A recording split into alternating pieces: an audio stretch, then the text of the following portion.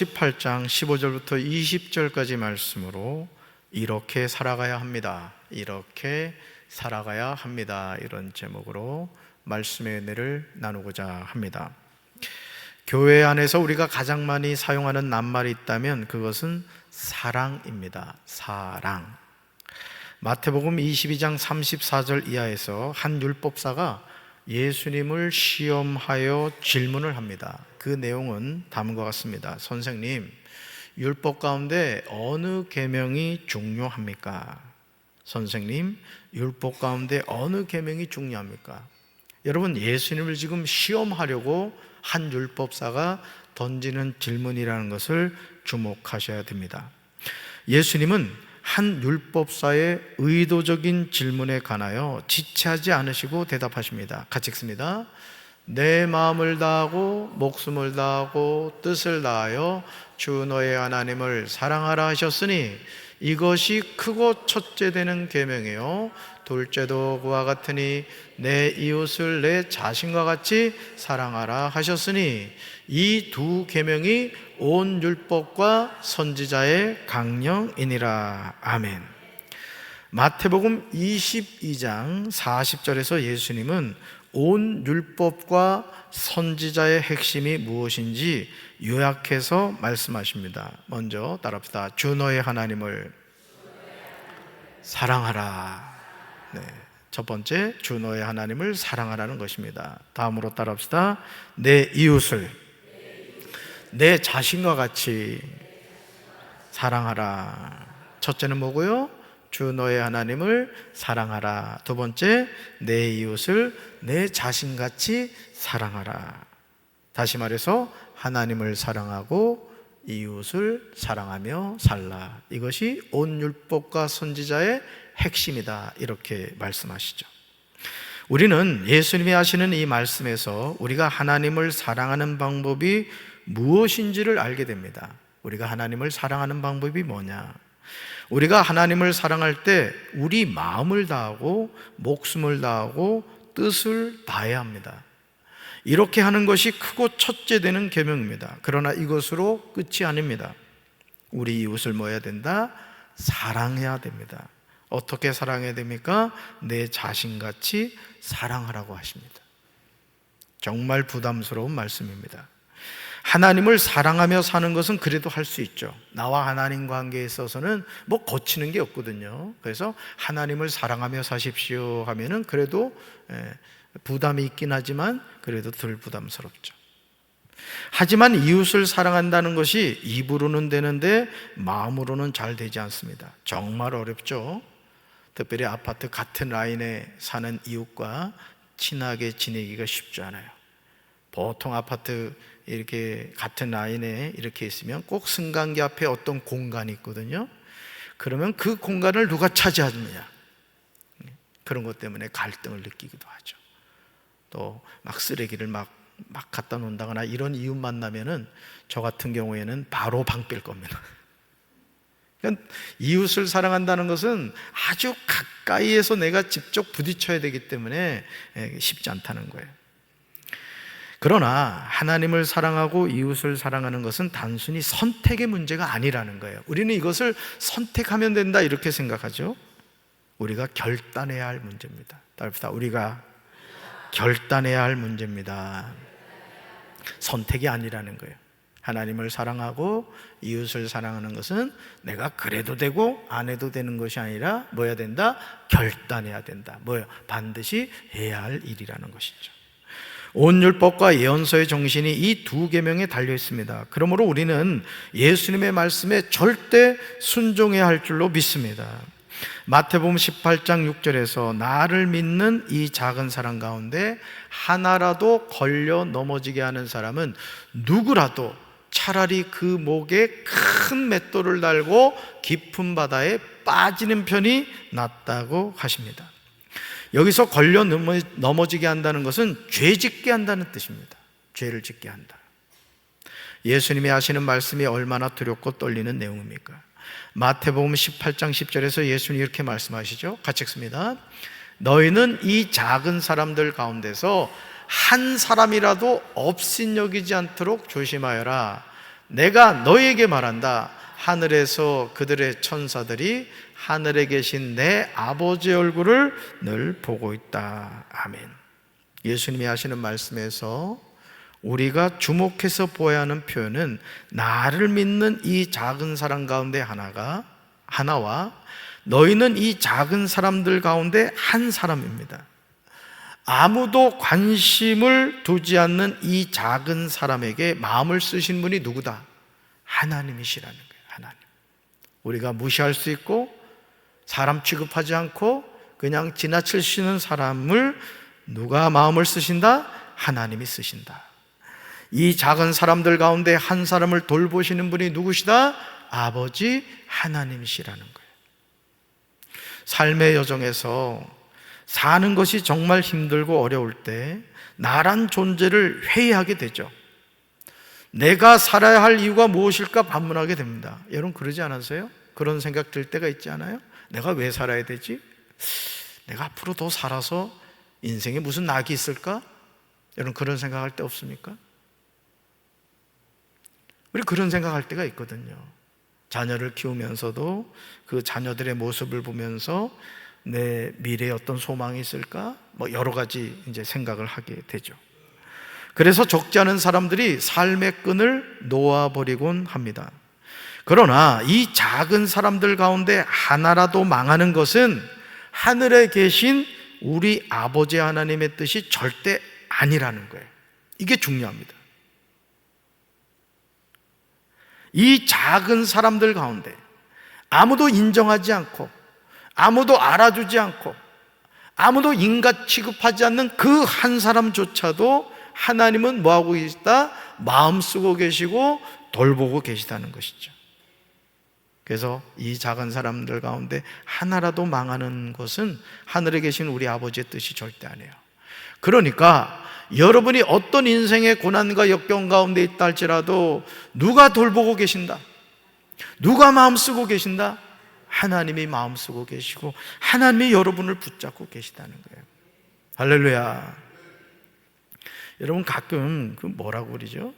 그 인형 이 손가락 이렇게 넣어가지고 이렇게 그 욕쟁이 아줌마 제가 언젠가 말씀을 드렸습니다마는 그분이 아주 믿음이 좋은 크리스찬이더라고요. 그래서 이 복화술로 이렇게 그 욕쟁이 아줌마 저기를 하는데 너무너무 똑같은 거예요. 이게 입 모양하고 이 배에서 이제 소리가 나는 게 입을 움직이지 않는데 소리가 납니다. 근데 그분이 그 하면서 나중에 손을 쑥 빼니까 그 욕쟁이 아줌마가 그냥 죽는 거예요. 사실은 그 복화술에서 그 욕쟁이 아줌마는 누가 움직인 거예요? 그 집사님이 손가락으로 움직인 거거든요. 자, 저와 여러분의 삶도 마찬가지입니다. 내가 살고 있는 것 같죠? 근데 하나님의 보이지 않는 손이 있다고요. 그 손 때문에 우리가 호흡하고 있는 거고 그 손 때문에 우리가 오늘 하루도 살아가는 거라고요. 할렐루야. 어떤 사람에게 양 100마리가 있는데 그 가운데 한 마리가 길을 잃었다고 해서 99마리를 산에다 남겨두고서 길을 잃은 그 양을 찾아 나설 사람이 누가 있겠습니까? 그러나 우리의 상식과는 전혀 다르게 예수님이 이렇게 말씀하세요. 같이 읽습니다. 한 마리 양을 잃어버린 사람이 99마리를 산에다 남겨두고서 길을 잃은 그 양을 찾아 나서지 않겠느냐. 아멘. 오히려 저와 여러분을 향하여 반문하고 계십니다.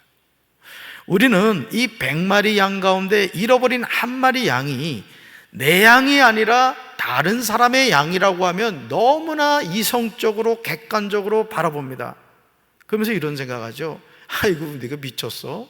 아니 99마리를 산에다 두면 그 양이 어떻게 될 줄 알고 한 마리 잃어버린 양을 찾아서 가. 이런 생각을 하거든요.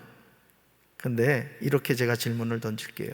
그 잃어버린 한 마리 양이 여러분 자녀예요. 찾아 나서시겠습니까? 안 나서시겠습니까? 다 찾아 나서실 겁니다.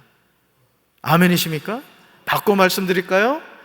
99마리 산에다 두고 한 마리 잃어버린 양을 찾아서 나가신 그 주님이 그 한 마리 양을 찾았는데 그 한 마리 양이 바로 누구다? 바로 저와 여러분이라 이거예요.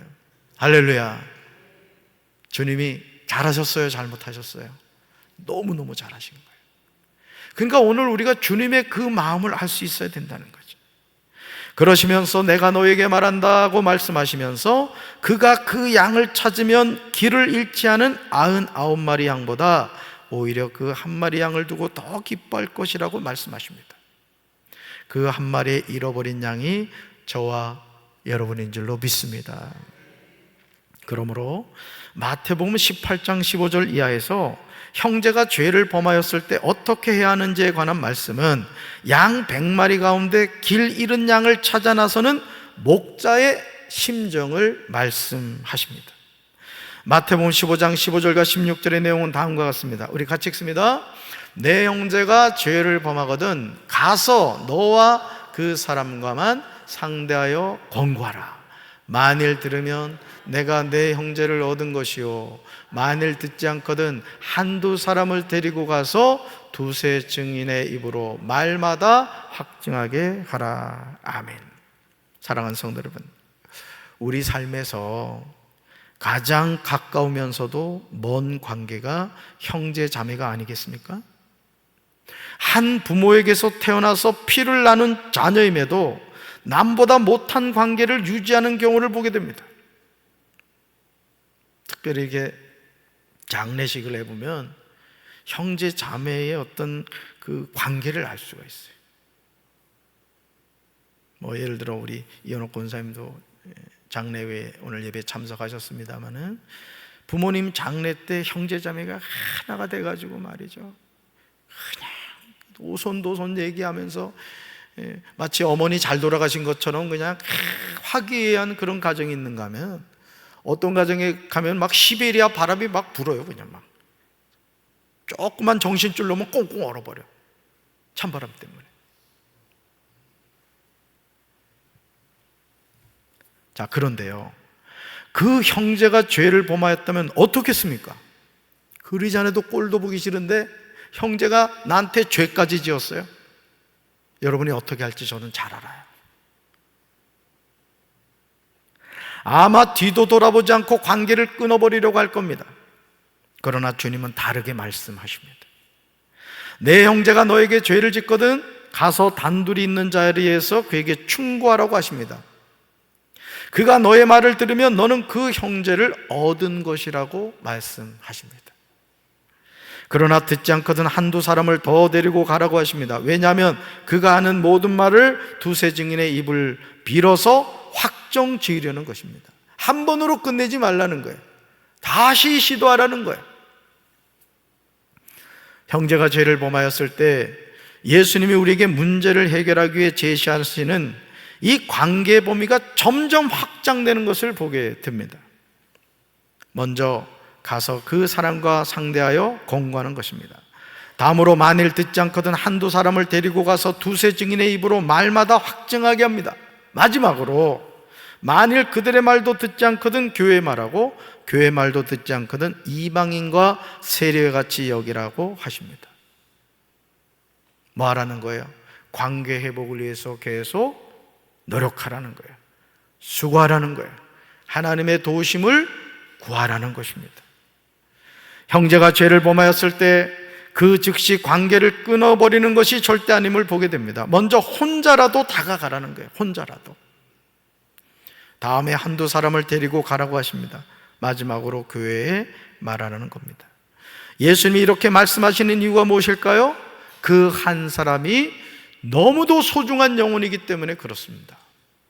믿습니까? 한 영혼이 뭐보다도 소중하다고요? 천하보다도 소중하다고 했습니다. 믿습니까? 그들의 천사들이 하늘에서 하늘에 계신 아버지의 얼굴을 항상 배우고 있다는 거죠. 그러니까 오늘 우리가 일상의 생활을 하면서도 또 신앙생활을 하면서도 우리는 이 세상을 잠시 살아갑니다. 제가 늘 말씀드리잖아요. 우리 본향은 여기가 아닙니다. 우리는 광야와 같은 이 세상을 지나가고 있는 거예요. 어디를 향해서? 가나안 땅을 향해서. 그 가나안 땅이 어디예요? 천국이란 말이에요. 천국 가기 위해서 우리는 광야에서 지금 훈련받고 있는 거예요. 근데 안타깝게도 약속의 땅을 향하여 가던 많은 이들이, 여러분 성경에도 보듯이 20세 이하는 광야에서, 20세 이상은 광야에서 다 죽어버렸습니다. 누구하고 누구만 살았어요? 여호수아와 갈렙만 살았습니다. 20세 이상은, 출애굽한 20세 이상의 그 많은 사람이 광야에서 다 죽었다는 거죠. 자, 오늘도 우리가 분명히 여러분들이 천국을 향해서 지금 가고 있다고 했습니다. 지금 우리가 광야의 삶을 살고 있다고 했어요. 근데 광야에서 죽어지는 사람이 대부분이라는 거예요. 저는 오늘 이 밤에 이 예배에 참여한 우리 사랑하는 성도들, 광야에서 죽지 말고 하나님이 약속하신 천성에 입성하게 되기를 주님의 이름으로 축원합니다. 예레미야 14장 12절에서 하나님과 관계가 얼마나 중요한지를 말씀하세요. 우리 같이 읽습니다. 그들이 금식할지라도 내가 그 부르짖음을 듣지 아니하겠고 번제와 소제를 드릴지라도 내가 그것을 받지 아니할 뿐 아니라 칼과 기근과 전염병으로 내가 그들을 멸하리라. 아멘. 자, 이 파란 글씨를 잡으세요. 하나님의 자녀가 뭐 할지라도, 금식할지라도 하나님이 그 부르짖음을 듣지 않겠대요. 자, 우리가 이 말씀을 통해서 우리가 하나님께 금식을 한다 할지라도 그 금식을 받으시는 분은 누구시다? 하나님이시다. 또 번제와 소제를 드릴지라도 하나님이 그것을 받지 않겠대. 왜? 하나님과의 관계가 어떻게 됐기 때문에? 깨어졌기 때문에. 그러니까 오늘 우리가요, 끊임없이 뭘 확인해야 되느냐? 내가 하나님과 지금 어떤 관계를 맺고 있는가를 확인해야 되는 거예요. 하나님의 자녀들이 금식할지라도 하나님이 그 부르짖음을 듣지 않겠다고 하십니다. 그들이 번제와 소제를 드릴지라도 하나님이 그것을 받지 않겠다고 하십니다. 그러시면서 칼과 기근과 전염병으로 그들을 멸하겠다고 하십니다. 무엇 때문입니까? 그 이유는 하나님과 자녀들의 관계가 완전히 깨졌기 때문이죠. 이게 참 중요한 거예요. 우리가 하나님과 어떤 관계를 맺고 살아가는가 중요한 겁니다. 그래서 우리는 무시로 하나님을 자꾸 불러야 됩니다. 아빠, 아버지 하고 불러야 돼요.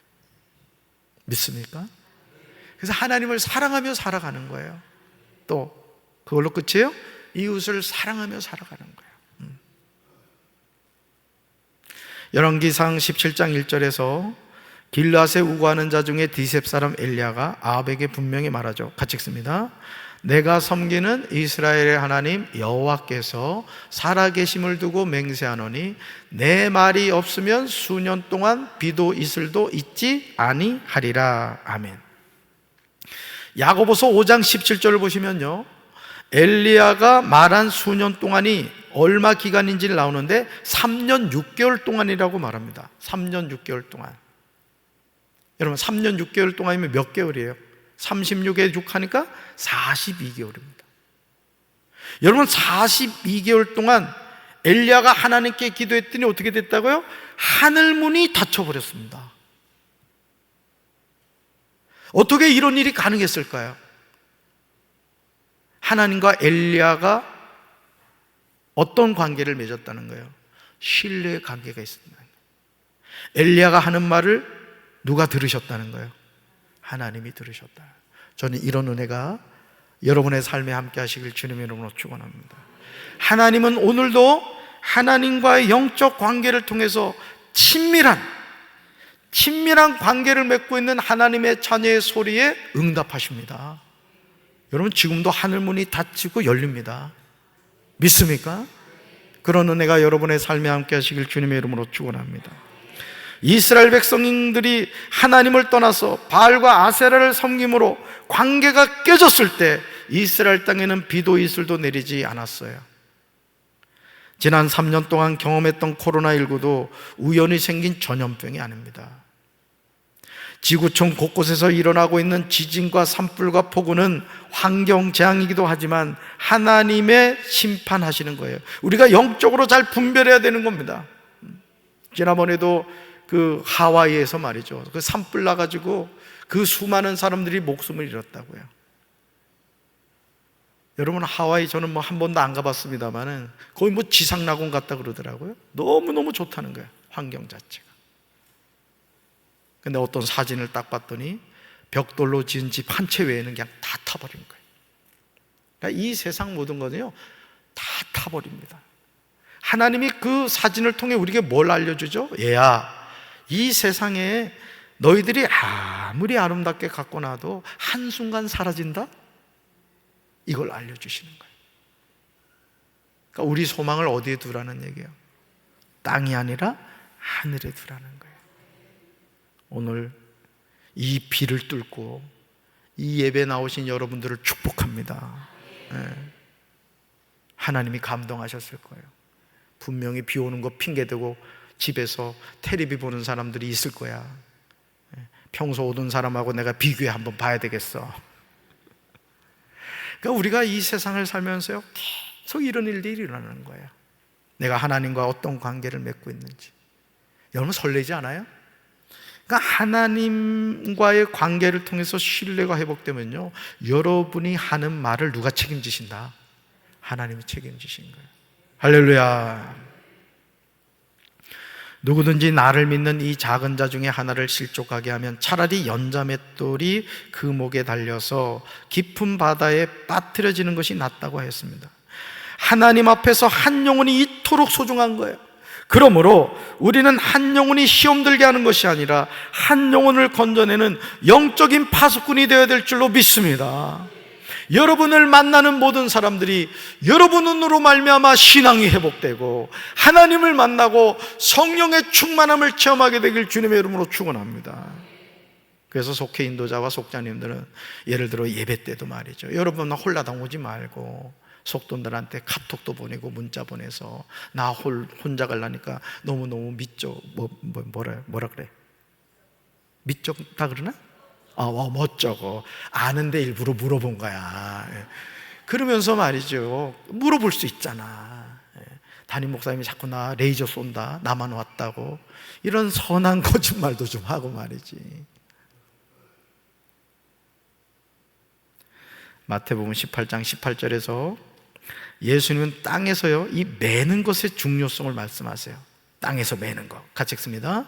진실로 너에게 이르노니 무엇이든지 너희가 땅에서 매면 하늘에서도 매일 것이요 무엇이든지 땅에서 풀면 하늘에서도 풀리리라. 아멘.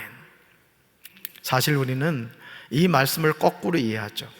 무엇이든지 하늘에서 매면 땅에서도 매이게 되고 무엇이든지 하늘에서도 풀면 땅에서도 풀리리라고 생각합니다. 하지만 예수님은 땅에서 매고 땅에서 푸는 것이 얼마나 중요한지를 말씀하세요. 하늘에서 매고 푸는 게 우선이 아니라는 거예요. 땅에서 매고 푸는 것이 하늘에서 매고 푸는 것에 영향을 준다 이겁니다. 엘리야가 땅에서 하늘을 향하여 기도했을 때 하늘문이 닫혔단 말이에요. 믿습니까? 그러니까 오늘 우리의 삶이 너무너무 중요한 거예요. 우리가 하나님을 향하여 어떤 믿음을 가지고 있느냐가 중요한 겁니다. 우리가 어떤 믿음을 가지고 하나님을 섬기고 있느냐가 중요한 거예요. 마태복음 18장 19절에서요 땅에서 합심하여 구함의 중요성을 주님이 이렇게 강조하시죠. 같이 읽습니다. 진실로 다시 너에게 이르노니 너희 중에 두 사람이 땅에서 합심하여 무엇이든지 구하면 하늘에 계신 내 아버지께서 그들을 위하여 이루게 하시리라. 아멘. 이 파란 글씨 잘 보세요. 너희 중에 두 사람이 땅에서 뭐하여? 합심하여 무엇이든지 구하면. 이거 기도에 제한이 있다 없다? 없습니다. 여러분 성경은 우리에게요 기도에 제한을 하지 않습니다. 우리는 너무 착해가지고 목사님 저 염치가 없어가지고 그런 분들이 있어요. 어차피 우리는 염치가 없는 사람들이에요. 아니 하나님의 아들을 십자가에서 못 박아 죽게 한 쳐 죽일 죄인이 우리인데 무슨 염치가 있고 무슨 저기가 있어요. 그러니까 우리는 겸손한 마음으로 두 사람이 땅에서 합심하여 무엇인지 구하라는 거예요. 뭐 하면 돼요? 그러면 우리는 구하면 보세요, 하늘에 계신 누구 아버지? 내 아버지께서 그들을 위하여 이루게 하시라. 우리 아버지신 줄로 믿습니다. 예수님의 아버지만이 아니에요. 우리 아버지란 말, 우리 아버지. 형제가 죄를 범하였을 때 그 형제를 찾아가서 상대하여 권고해야 합니까? 그 이유는 두 사람이 땅에서 합심하여 무엇인지 구하면 하나님이 이루게 하시기 때문에 그렇습니다. 그러니까 여러분, 마귀란 놈은요, 이걸 잘 들으세요. 마귀는 형제 사이를 이간질합니다. 성도들 사이를 이간질합니다. 담임 목사와 성도 사이를 자꾸 이간질합니다. 이게 마귀의 주특기예요. 어떻게 이간질하느냐? 거짓말을 만들어냅니다. 예를 들어 이런 말을 해요. 야, 담임 목사님 눈빛 봐. 내가 있잖아, 설교 때 목사님 눈빛 봤거든. 너 막 째려보더라. 근데 그런 얘기를 듣고 담임 목사 눈을 보면 정말 영락없이 그렇게 보이는 거야. 이게 마귀과야, 마귀과. 그리고 또 거짓말 이렇게 막 해가지고 있잖아. 하지도 않은 말을 담임 목사가 있잖아. 너한테 이런 말 했다. 김영심 사모, 영 심심하잖아. 이름 봐, 영심하냐. 세상에 너한테 이런 말 하더라. 그러는 거야. 그러면 이상해요. 그런 말은 너무 은혜가 돼. 막 그냥 막 가슴에 막 박혀 그냥. 그래서 김영심 사모를 보니까 밥맛이야 진짜. 그래서 평소엔 이쪽 문으로 오다가 저쪽 문으로 들어오는. 나는 여기서 다 보지. 문제가 있구나. 그렇다고 또 오늘 이 문으로 들어온 분들이 그렇다는 얘기는 아니야. 또 오해하지 말고. 그러니까 마귀란 놈은요 계속 이렇게 이간질하고 거짓말하고 그럽니다. 근데 성령은 자꾸 하나 되게 하죠. 자꾸 마음이 하나가 되게 해서 우리 기도하자, 우리 찬양하자, 우리 예배드리자, 자꾸 그렇게 하죠. 한번 읽어봅시다. 두세 사람이 주님의 이름으로 모인 곳에 주님도 그들 중에 계십니다. 한 번 더요. 두세 사람이 주님의 이름으로 모인 곳에 주님도 그들 중에 계십니다. 아멘. 그래서요, 속회에서도 속회 인도자와 속장이 한 마음이 되어서 속돈들을 위해서 눈물로 기도하고 하나님께 기도하잖아요. 하나님 그 속회 부흥케 하십니다. 선교에서도 마찬가지예요. 선교회 회장님과 총무든지 회계든지 두 사람이 한 마음이 돼서 우리 선교에 하나님의 역사를 써가자. 이번에 14여 선교 하는 거 봐. 세상에. 15여 선교 누군가? 회장님? 잘하고 못하고의 문제가 아니라는 거예요. 하나님을 향하여 어떤 마음을 가지고 있느냐가 중요한 거예요. 할렐루야. 우리는 홀로 살지 못합니다. 다 함께 더불어 살아야 됩니다. 저는 우리 사랑하는 성도 여러분들이 성령 안에서 하나 돼요. 성령의 열매를 맺고 두세 사람이 주님의 이름으로 모이면 하늘 문을 열 수 있다는 사실을 기억하시고, 여러분의 삶에 어떤 고난과 역경이 다가온다 할지라도 함께 기도해서 하늘 문을 여는 축복받게 되기를 주님의 이름으로 축원합니다. 가슴에 손 얹읍시다. 사랑의 하나님, 형제가 나에게 죄를 지었을 때 내가 그 형제를 어떻게 용서해 줄 수가 있습니까? 그러나 주님, 우리는 용서받을 수 없는 죄인이었지만 우리 예수님은 십자가에서 하나밖에 없는 생명을 주심으로 우리를 구원해 주셨습니다. 우리가 용서하지 못할 형제자매가 누가 있겠습니까? 마귀는 우리에게 네가 바보냐? 네가 왜 용서해야 돼? 이렇게 이야기합니다. 그러나 주님, 우리가 주님의 은혜를 잊고 용서받은 것처럼 우리 또한 용서하는 삶을 살게 하옵소서. 하나님만 사랑하며 사는 것이 아니라 이웃을 사랑하며 살게 하시고 가장 나에게 아픔을 주고 고통을 주는 이를 주님의 사랑으로 품을 수 있는 마음을 허락해 주시옵소서. 우리 사랑하는 성도들 이 땅을 살면서 아버지 하나님 앞에 두세 사람이 모여 기도할 때 하늘 문을 열고 닫을 수 있다는 사실을 기억하며 함께 기도함으로 하나님의 역사를 써가게 하옵소서. 우리 교회가 하나님의 기적의 현장이 되게 도와 주시옵소서. 이제는 우리 주 예수 그리스도의 크신 은혜와 하나님 아버지의 한없는 사랑과 성령님의 교통하심이 하나님을 사랑하고 이웃을 사랑하며 형제를 용서하며 가슴에 품고 하늘 문을 열며 살아가기 원하는 사랑하는 주의 백성들 위해 이제부터 영원토록 함께 하시기를 간절히 축원하옵나이다. 아멘.